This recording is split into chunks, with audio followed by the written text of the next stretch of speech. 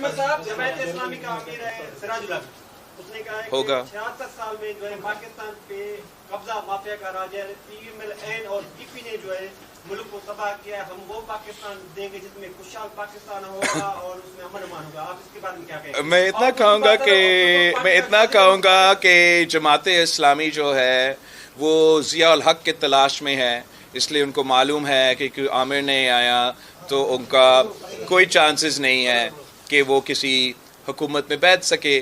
جس طریقے سے جماعت اسلامی نے عامر ضیاء الحق کے ساتھ دیا، وہی وجہ ہے کہ آج تک پاکستان کے عوام نے ان کا یہ غلطی معاف نہیں کیا ہے. میں اس الیکشن میں پاکستان کے عوام سے اپیل کر رہا ہوں کہ پاکستان کے عوام کو ایک نیا سوچ کو چننا چاہیے. اس لیے جو باقی تمام سیاسی جماعتیں ہیں وہ نفرت اور تقسیم کی سیاست کرتے ہیں. کوئی مذہب کی بنیاد پہ ہمیں تقسیم کرنا چاہتے ہیں جیسے جماعت اسلامی یا دوسرے کتاب والے، کوئی ہمیں لسانیت کی بنیاد پہ وہ پتنگ والے ہمیں تقسیم کرنا چاہتے ہیں، کوئی فرقہ واریت کی بنیاد پہ ہمیں تقسیم کرنا چاہتے ہیں.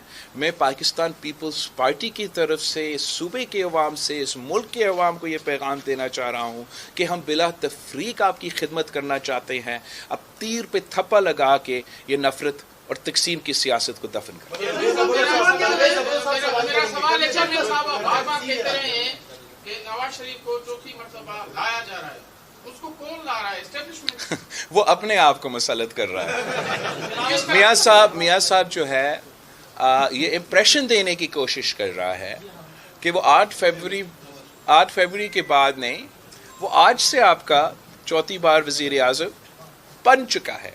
وہ اس امپریشن کو اس طریقے سے دے رہے ہیں کہ انہوں نے جو انٹرم حکومت بٹھایا ہے، قائد حزب اختلاف تو نہیں تھا، انہوں نے راجہ ریاض صاحب کے ساتھ مل کے انٹرم حکومت بنایا.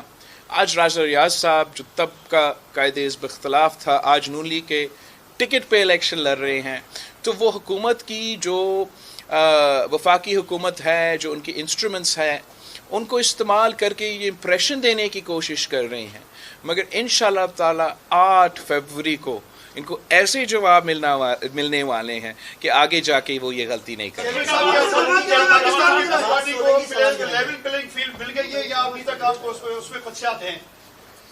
جہاں تک لیول پلینگ فیلڈ کی سوال ہے، یہ جدوجہد پاکستان پیپلز پارٹی آج سے نہیں، شہید محترمہ بینظیر بھٹو کی یہ جدوجہد ہوتی تھی.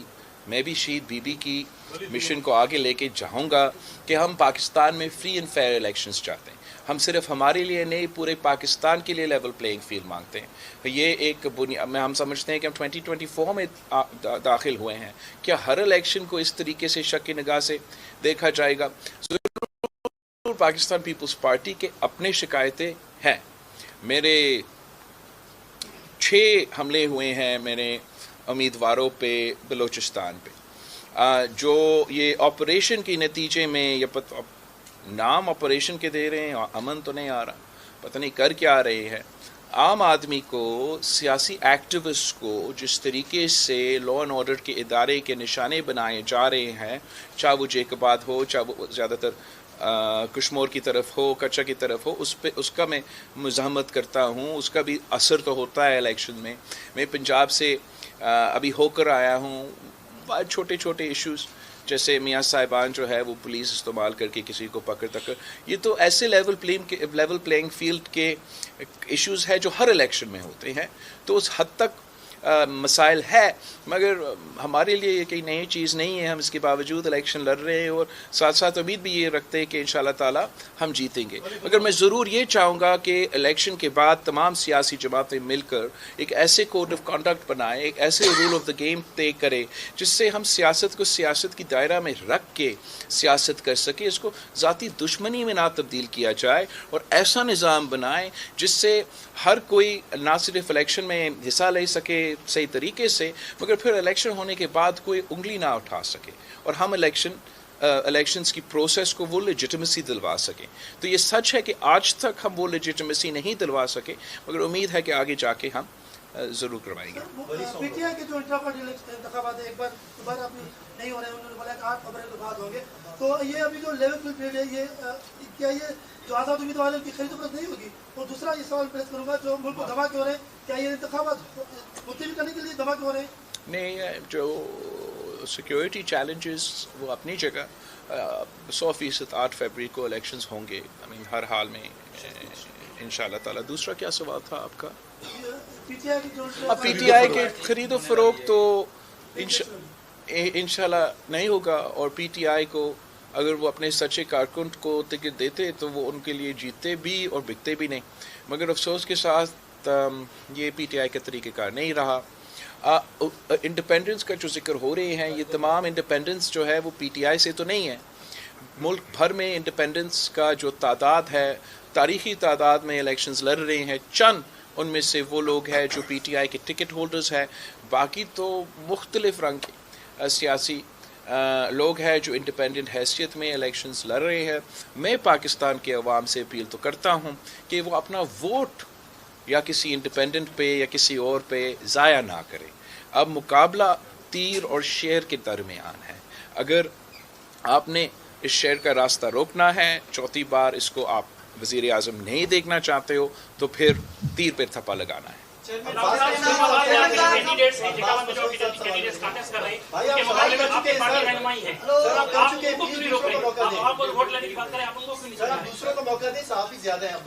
आपसे सवाल है मेरा, यहाँ पर जेकबाबाद हो या सिंध हो, यहाँ पर आवाम जो है बिल्कुल भुट्टो के नाम पे वोट देती है, शहीद रानी के नाम पे वोट देती है।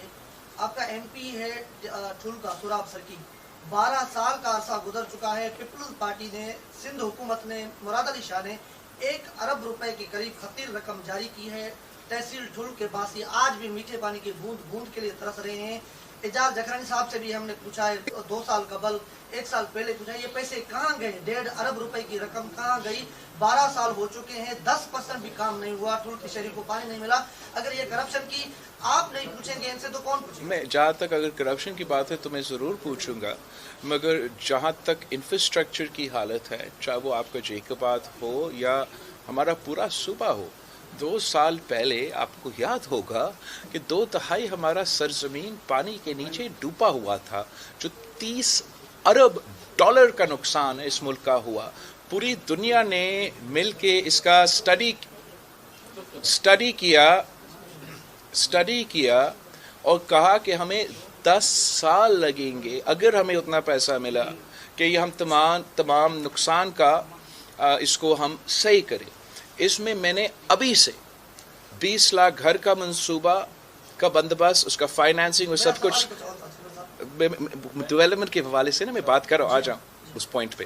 डेवलपमेंट के हवाले से जहाँ तक घरों का सिलसिला, फ्लड का नुकसान, इसलिए उसको सही करने के लिए एक हमारा जो घरों का मंसूबा है, दूसरा तमाम जो 50% की कोई कम नंबर है। आप सोचिए कि किसी और मुल्क में कोई सूबा या कोई स्टेट, अमेरिका का कोई स्टेट, 50% उनका तालीमी इदारे एक सैलाब में उनको नुकसान पहुंचाते, वो तबाह हो जाते, तो पूरा मुल्क का कोशिश ये होता, हमारा प्रायोरिटी होता कि हमें अपने बच्चों को तालीम दिलवाना है, सबसे पहले हम ये काम करें। मैंने और मुराद अली शाह साहब ने लर जगर के उसका भी फाइनेंसिंग का बंदोबस्त किया। जहाँ तक पानी के मंसूबे हैं उसको भी हमें रिव्यू करना पड़ेगा, इसलिए हमने जो कोशिश की आरओ प्लांट्स का, और पाकिस्तान के मुकाबले में सिंध सूबा में हमने सबसे ज़्यादा आरओ प्लांट्स लगाए। ये बहुत मॉडर्न एक इंस्ट्रूमेंट है जो कि चाहे वो मेरा थरपारकर हो या जहाँ भी ये लगे हैं, इनके मेंटेनेंस में मसले होते हैं। तो इंशाल्लाह ताला हम दूसरा मंसूबा उस लिहाज से ले आएंगे। हमने तो पानी को बचाने के लिए, इसलिए हमारा पानी पे 1999 का वाटर अकॉर्ड के मुताबिक आपको अपना शहर नहीं दिया जाता है। इसको पूरा करने के लिए हमने पानी को बचाना है। हम कैसे पानी को बचाते हैं? हम वाहिद सूबा है जिसने 18,000 किलोमीटर कनाल को पक्का किया है, जिसकी वजह से मुझे वोट पड़ता है। इसलिए इसका फ़ायदा शायद आपको ना हुआ हो, मगर पाकिस्तान के अवाम को, सूबा सिंध के किसानों को, देहात में रहने वालों को फ़ायदा हुआ है। آپ نے اگر حساب کتاب کرنا ہے تو آپ ضرور حساب کتاب کریں، لیکن ہم نے کام کیا ہے، مسئلے بھی ہیں، نقصان بھی ہوا ہے، اس نقصان کو حل صرف ہم کر سکتے ہیں، کوئی اور تو نہیں کر سکتے۔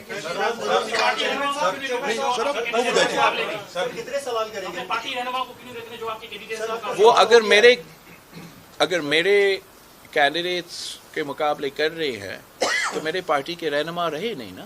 میرے پارٹی کے رہنما تیر پہ الیکشن لڑ رہے ہیں، جو ان کے مقابلے کر رہے ہیں وہ پاکستان پیپلز پارٹی اور مجھ سے غداری کر رہے ہیں۔ آپ ان سے پوچھیں کہ وہ کیوں کر رہے ہیں۔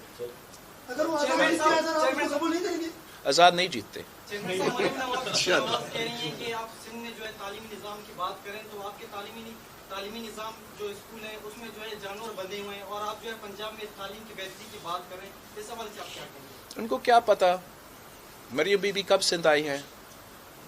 شہباز شریف صاحب وزیر اعظم بنا، کتنا ٹائم سندھ میں گزارا؟ میاں صاحب چوتھی بار وزیر اعظم بننے جا رہے ہیں، کتنے دفعہ میرا جیک آباد میں آئے ہیں؟ ہمارے سندھ میں جو تعلیمی مسائل ہے جو میں نے ابھی ذکر کیا، 50% ہمارے تعلیمی ادارے جن کو فلڈ میں نقصان ہوا، مجھے پتہ ہے کہ کتنا مشکل تھا اس کا چاچا سے وہ پیسہ نکالنا کہ میں سندھ کے تعلیمی ادارے کو درست کروں، لیکن کر دیا۔ یہ ایک پروپیگنڈا کیا جاتا ہے صوبہ پنجاب میں کہ باقی صوبے اس لیے پیچھے ہیں کہ شہباز شریف سے اور نواز شریف نے صوبہ پنجاب میں دودھ اور شہد کے نہریں بہا دی ہیں، جگہ جگہ جو ہے ان کے سڑکیں تو سونا سے بنے ہوئے ہوتے ہیں، اور ان کے تعلیمی ادارے تو آکسفورڈ سے بھی آگے ہیں۔ حقیقت میں خود الیکشن لاہور سے لڑ رہا ہوں، میں نے خود دیکھا ہے کہ لاہور کا حالت کیا ہے۔ میں جانتا ہوں کہ یہ پاکستان کا مسئلہ صرف کسی ایک صوبہ تک محدود نہیں، پورے پاکستان میں غربت، بے روزگاری، مسائل کا پہاڑ ہے۔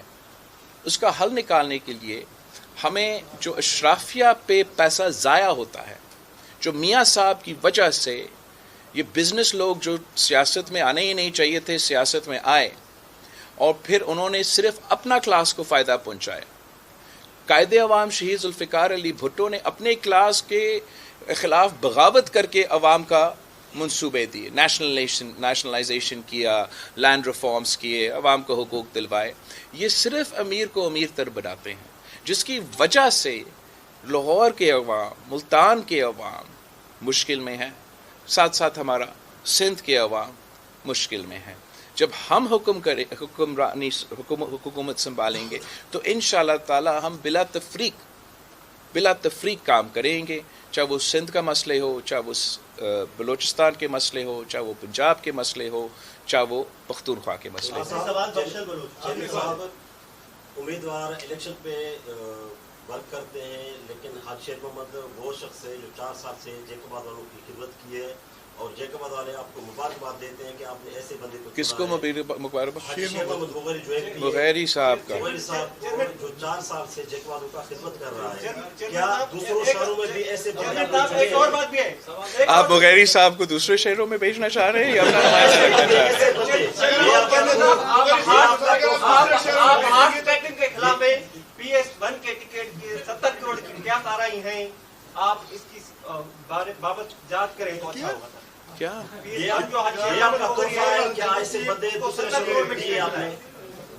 انشاءاللہ تعالی بغیری صاحب نے 5 سال تک شہر کے لوگوں کو ٹرانسفر اپنے خرچے سے ٹھیک ہے نا بھائی۔